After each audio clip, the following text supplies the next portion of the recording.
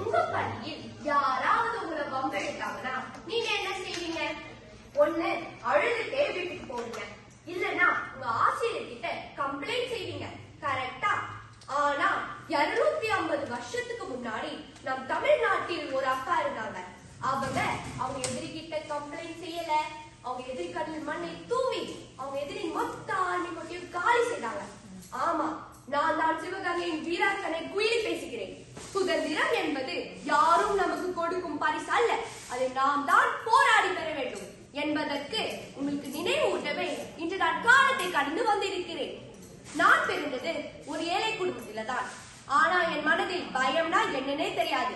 நம் சிவகங்கையின் மகாராணி வேலு நாச்சியார் ஆம்பளர்களை பார்த்தாலே சுத்தமா பிடிக்காது. அவங்க நாட்டுக்காகவும் போராடும் பெண் படையை உருவாக்கினாங்க. அந்த படைக்கு என்னை தான் தளபதியாக மாற்றினார்கள். அப்போது ஆங்கிலோர்கள் நம் சிவகங்கை கோட்டையை அவங்க கட்டுப்பாட்டில் வச்சிருந்தாங்க. கோட்டைக்குள் பெரிய அளவில் துப்பாக்கிகளும் வெடிமருந்துகளும் ஒழிச்சு வச்சிருந்தாங்க. அவங்களோட பலமே அந்த ஆயுதங்கள் தானே, அதை அழிச்சா அவங்க தோல்வி அடைவார்கள் என நாங்கள் சிந்தித்தோம். அப்போது தமிழில் எனக்கு பிடித்த ஒரு குறள் ஞாபகம் வந்தது. அஞ்சாமை ஈக்கை அறிவுக்கம் இந்நாமும் என்றாமை வேந்தற்கு இயல்பு.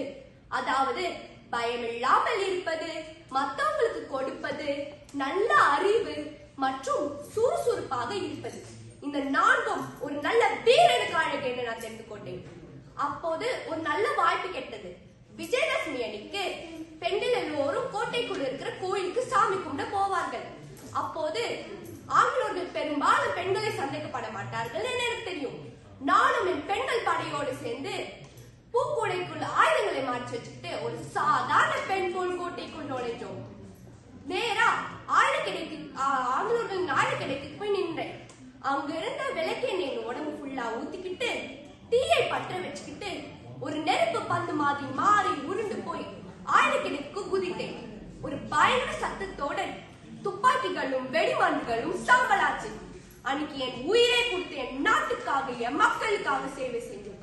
உலகின் முதல் பெண் தற்கொலை போராளியாக மாறினேன். நண்பர்களே, இந்த கதையில இருந்து உங்களுக்கு என்ன தெரிய வருகிறது? நம் பயத்தை தூக்கி போட்டுட்டு தைரியமா நின்னா எவ்வளவு பெரிய விஸ்வரூப பிரச்சனையும் நம்மளால ஜெயிக்க முடியும் என்பதுதான் தெரிகிறது. வாய்ப்பு கொடுத்த டெனிசி சமுதாயத்திற்கு நன்றி. வந்தே மாதிரம், வந்தே மாதிரம்.